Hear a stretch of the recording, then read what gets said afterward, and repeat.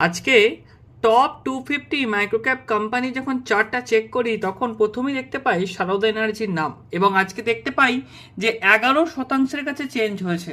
যখন আমি টেকনিক্যাল চার্টটা খুলে দেখি তখনই দেখি সে কিন্তু তার যে সর্বোচ্চ লেভেল তাকে ব্রেকআউট করে আছে, কিন্তু ক্লোজিংয়ের দিকে যাচ্ছে। কাল শুক্রবার, কাল যদি সে পজিটিভ ট্রেন্ডে থাকে এবং সে যদি এর উপরেই ক্লোজিং দেয়, ইট মিনস সে কিন্তু আগামী মাসে একটা দুর্দান্ত র্যালি দিতে চলেছে। তার কারণ আমরা পূর্বের দিনেই দেখতে পেয়েছিলাম যে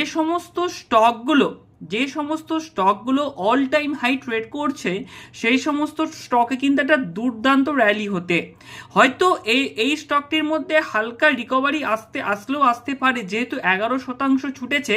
তবুও অ্যাটলিস্ট 254 উপরে যদি উইকলি ক্লোজিং কালকে আসে তাহলে ডেফিনেটলি স্টকটার মধ্যে কিন্তু ভালো পারফরমেন্স হওয়ার সুযোগ থাকবে। কোম্পানিটির নাম সারদা এনার্জি লিমিটেড, দাম চলছে 263।